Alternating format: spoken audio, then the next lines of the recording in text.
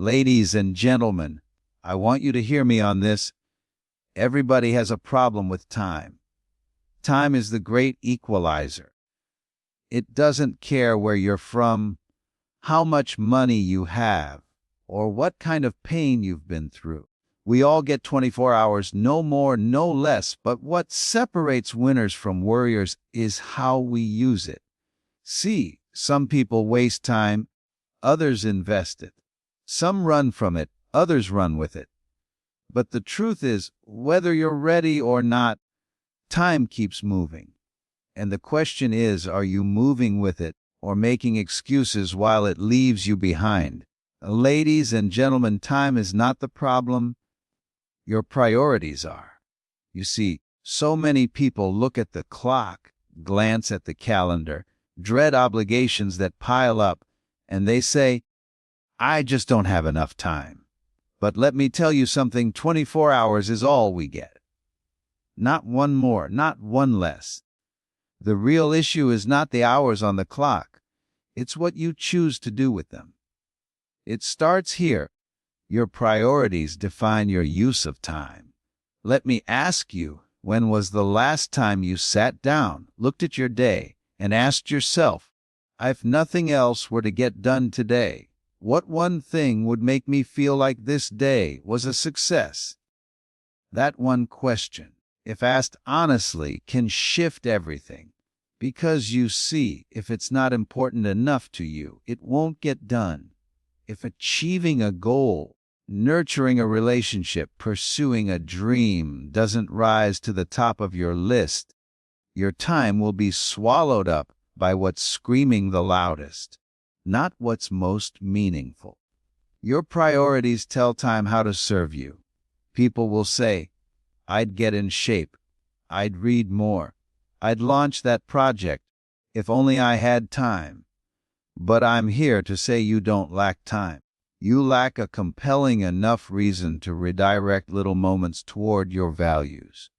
The truth is, every I don't have time is code for something else. It's not a priority. And if you accept that, if you acknowledge the real barrier, then you empower yourself. I don't have time is disempowering. It's not my priority right now is powerful, because then you can shift it. Now, let's dig in. Prioritization isn't just about saying yes to something, it's also about saying no to what clutters your life. Every minute spent scrolling, every hour lost to unnecessary obligations, every second spent worrying about what others think, those are not time issues. Those are priority issues. When you truly value something, you protect it with your schedule. You guard it. You treat that time as sacred. And let me remind you, if it's not sacred, it will be taken. See, the successful among us aren't doing more than you. They're doing more of what matters. They're not multitasking to their grave. They're single-tasking on their highest goals. They identify the one or two critical things, and they attack them with urgency. You may be surprised how much you accomplish when you let go of the unimportant. You don't need 8-hour marathons every day on your project. You need focused, consistent action on priority. 10 minutes here, 20 minutes there, dedicated to the right thing, can change the trajectory of your life. Let me give you an exercise. Tonight, before you go to sleep, write down the 3 things that you're committed to achieving tomorrow. Just 3. Make sure one of them stretches you, one of them nurtures you, and one of them moves you forward in some practical way. Then tomorrow morning, guard those 3 with all your might. Everything else is secondary. And if distractions come knocking, you've already drawn your circle. Inside it are those 3, outside, everything else can wait. That is the power of priorities. And notice, nowhere in that process are we lamenting time. We're not checking the digits, we're checking our values. We're aligning our schedule to those values. That's why time isn't the problem, priorities are. When you prioritize well, you start using time like currency, spending it on things that appreciate rather than wasting it on things that depreciate. Time invested in your health, your mind, your relationships, your purpose, those yield compound interest. Time spent on gossip, comparison, unaligned tasks, those yield regret. Now you may say, I hear you, but I'm overwhelmed. I have obligations. Work, family, bills. I can't just choose. But here's the real talk. Everyone has responsibilities. I'm not asking you to abandon them. I'm asking you to identify what you do beyond them. Even under pressure, you are still making choices. You choose what to open on your phone. You choose what to pay attention to. You choose which tasks to tackle first and which to procrastinate. If you give power to distractions and drudgery, they'll own your hours. If you give power to your priorities, they'll carve out time for themselves, even in chaos. See, it's not about adding more to your plate. It's about shifting what's already there. You might be prioritizing an outdated expectation, a belief someone else placed on you. Maybe you're saying yes to things that don't align with your purpose. Maybe you're giving space to things that steal energy rather than giving it. When you clear that stuff, you create pockets of time. Sometimes the most powerful thing is not doing more, it's doing less and doing it intentionally. That is the essence of priorities. Let me tell you about someone I know, a friend of mine who runs every morning at 500 a.m. before the world wakes up. Could he say, I don't have time to exercise? Sure he could. But instead he says, nothing gets between me and my run at 500 a.m. He hasn't created time, he's made it. He sacrificed some evening TV, some extra sleep, some distractions, so that he could invest in his body, his discipline, his mindset. That's not time creation. That's priority declaration. The minute he declares it, his environment begins to support it. His alarm gets set. His clothes get laid out. His mindset shifts. Now, what about your dreams? What gets your heart beating? Maybe you've always wanted to start writing or learn an instrument or launch a business. And you keep saying, someday, when I have free time, I'll do it. But that someday never comes because the calendar fills with the mundane. So you slip further away from your vision. What if you schedule just 15 minutes a day to sketch, to write, to play? That 15 minutes, protected like royalty, can be the seed of something magnificent. But you must honor it with priority. Let's also talk about hours spent worrying. I meet people who spend hours fretting over what might happen. What if I fail? What if they think I'm not enough? Those are hours lost to fear. You say you don't have time, but that is your priority system at work, and fear is sitting in the driver's seat. Prioritize. Let courage and faith steer. Because when you do, minutes shift. Time that was once consumed by doubt becomes available for action, for creation. And let's be honest, sometimes we're not disciplined. We're disoriented. We don't know what matters most, so we chase everything that blinks. We react to notifications, to emergencies that weren't really emergencies, to someone else's agenda. Instead of being intentional, solidifying what matters to you and defending it fiercely, we wobble. But give me clarity, and I'll give you focus. Give me focus, and I'll give you progress. Clarity reveals priority. Priority shapes time. You might say, but I'm doing that thing already. Maybe prioritizing family or career or self-care. Yet I still don't feel like there's time. Then we have to dig deeper. Are you prioritizing the big reasons or the busy reasons? Not all priorities are equal. If you're balancing many priorities, make sure you're not overwhelming yourself with minor ones. Sometimes we think everything is urgent: emails, minor tasks, errands. But that keeps us from the important work. Step back and audit your days. Track your time for a few days. See what really eats it. You'll be surprised how many hours vanish into the small stuff. Once you see that, you can reallocate to what you truly value. That's priority-driven time. Let me ask, do you want to look back on today and say, I spent my time in alignment? Or do you want to lie on your deathbed wishing you had been more intentional? Time doesn't grow, your regrets might. But your regrets don't schedule themselves, you do. Why not prioritize wisdom over worry? Purpose over procrastination, investment over indulgence. That shift is not given by adding hours.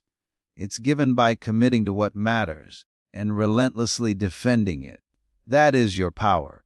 Now, you may be thinking, that sounds great, but life is unpredictable. And you are right. Life is unpredictable. But priorities don't require perfection. They require intention. When the storm comes, priorities are your anchor. They don't disappear. They show up more powerfully.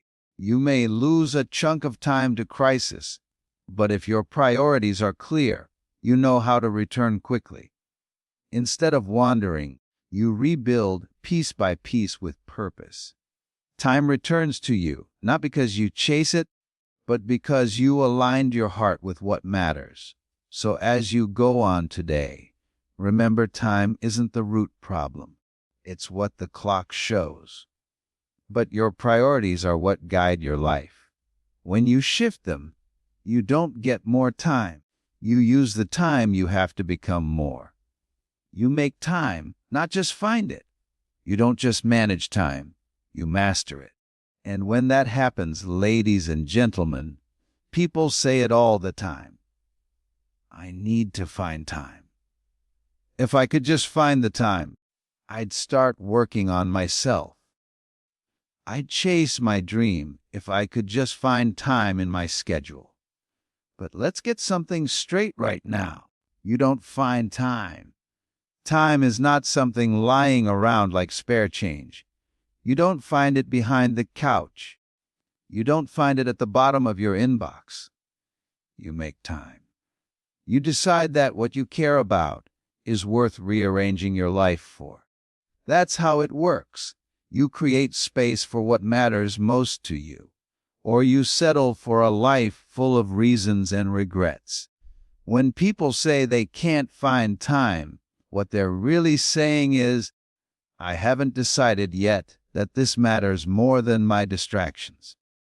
Because the moment you decide something matters, I mean really matters, like air to breathe, like food when you're starving, you don't wait around hoping for the calendar to open up.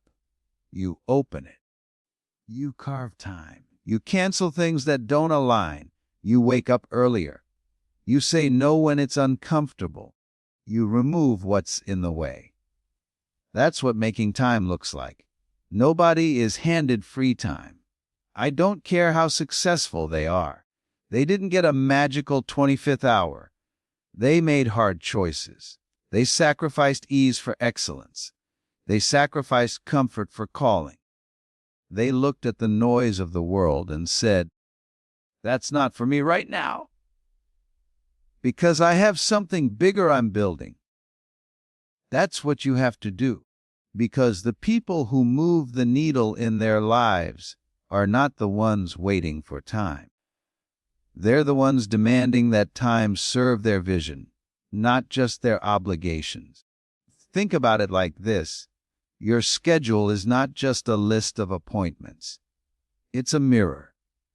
It shows you what you really care about. It shows you who you really are. You say you value growth, but is there time blocked off for it? You say family is number one, But are they getting your focus or just your leftovers? You say your dream matters, but does it get your energy before the world drains it? Your schedule tells the truth you can't hide from. You don't have to find time for what matters. You have to build a life around it. And I'll tell you something else. Making time is not about being busy.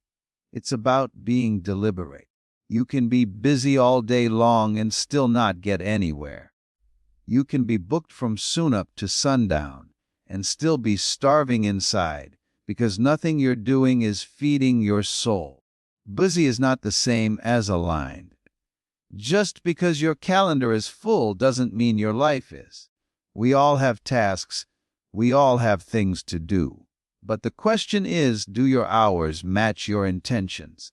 Because until they do, you're not making time. You're just spending it. Let me give you an example. I met a single mother once who worked 2 jobs. She had every reason to say, "I can't find time." And for a while she did. But then one day, she decided that her dream of becoming a nurse mattered enough to sacrifice sleep. She started studying on her lunch breaks after her kids were asleep during the commute with audiobooks. She didn't find time. She made it. She took minutes nobody wanted and turned them into moments that moved her closer to her purpose. And eventually, she made it.